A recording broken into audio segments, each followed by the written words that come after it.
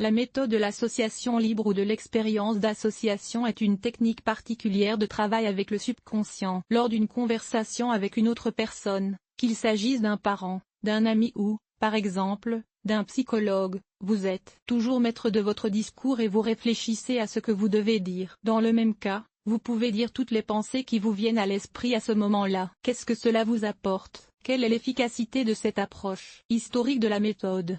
Au début de ses travaux psychologiques, le psychologue autrichien Sigmund Freud a utilisé des techniques d'hypnose pour travailler avec ses patients. Au fil du temps, il s'est toutefois rendu compte qu'elle traitait des symptômes de névrose et de problèmes similaires. Les causes des épidémies n'ont pas été élucidées. Le scientifique lui-même pensait que l'un des troubles n'était pas accidentel et que ses fondements provenaient d'une enfance lointaine. Lors des séances de psychanalyse, les patients peuvent ne pas vouloir dire ce qui leur arrive. Ils ont honte et ont peur de revivre la douleur et la souffrance. C'est là qu'entre en jeu une méthode de défense psychologique. En d'autres termes, les alternatives. Les informations qui peuvent blesser les gens d'une manière ou d'une autre sont cachées au plus profond du subconscient. Il est possible de les faire ressortir, mais pour cela, il faut parler au client. Pour ce faire, des méthodes psychologiques ont été développées en psychologie. Freud disait que pendant la thérapie, les gens essaient de construire un discours séquentiel afin de se débarrasser d'une série de pensées, d'idées et de sentiments sans perdre le fil de l'histoire. C'est le contraire qu'il faut faire, dire absolument tout ce qui vous vient à l'esprit. Il est important d'être sincère, même si le récit met mal à l'aise. Le psychanalyste joue alors le rôle d'auditeur. Parfois,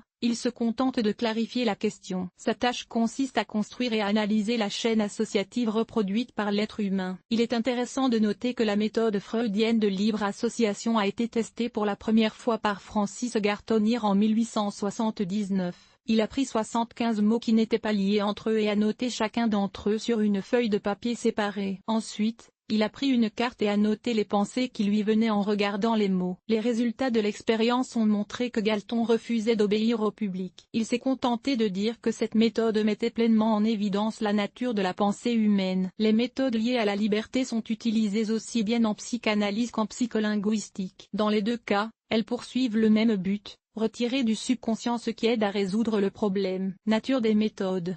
Comme indiqué plus haut, le psychologue met à disposition une personne qui, sans hésitation, dit tout ce qui lui passe par la tête. Elle n'a pas à craindre de dire quelque chose de faux et ne réprime pas ses émotions. Vous pouvez dire tout ce que vous voulez. Vous n'avez pas peur de dire ce que vous voulez. Le spécialiste n'intervient pas, il est mis à l'écart. Sa tâche consiste à sélectionner, parmi les informations verbales, celles qui se rapportent directement au problème à résoudre. Lorsque l'on utilise les méthodes d'association libre, il est possible de supprimer les restrictions à la prise de conscience. Elles peuvent ne pas vous permettre d'atteindre le fond ou de filtrer ce que vous pensez, comprenez ou dites. Bon exemple. Comment mettre en œuvre les méthodes d'association libre?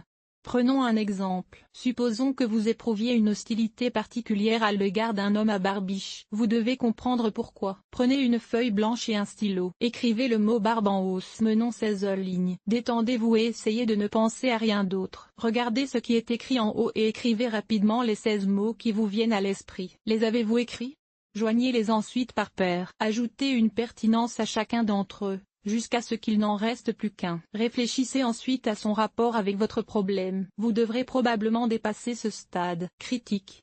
Malgré son efficacité, la méthode de l'association libre a été sérieusement critiquée. Cela est dû au fait qu'en psychologie, l'approche humaine est pratiquée. Toutes les attaques peuvent être divisées en trois parties: l'approche par association libre, l'approche par association libre et l'approche par association libre. Selon les critiques, les méthodes d'association libre font des patients des suspects qui essaient de cacher quelque chose aux psychologues. Ils estiment que c'est une erreur. Les deux parties doivent être des partenaires égaux dans la séance. Certains experts s'interrogent sur l'exactitude des résultats. Par exemple, si quelqu'un éternue au cours d'une conversation, le thérapeute suppose qu'une pensée le dérange. En fait, il peut s'agir d'une fonction physiologique courante. Les psychologues orthodoxes estiment que la méthode de l'association libre est inefficace. Ils affirment que ces conversations peuvent durer des années et que la personne ne résout jamais son problème. Ils comparent cette méthode psychanalytique à la recherche d'un chat noir dans une pièce sombre. Et en effet, il n'y avait pas de chat. Mais certains ne sont pas d'accord sur ce point. Les psychologues orthodoxes traitent la psychanalyse en général de cette manière. La méthode de l'association libre a aussi ses adeptes. Carl Gustav Jung en est une figure célèbre. Il a utilisé les développements de son mentor Freud pour créer un prototype du détecteur de mensonges moderne. Les participants à l'expérience se voyaient lire les mots les uns après les autres et devaient dire la première chose qui leur venait à l'esprit pour chaque mot. Dans le même temps,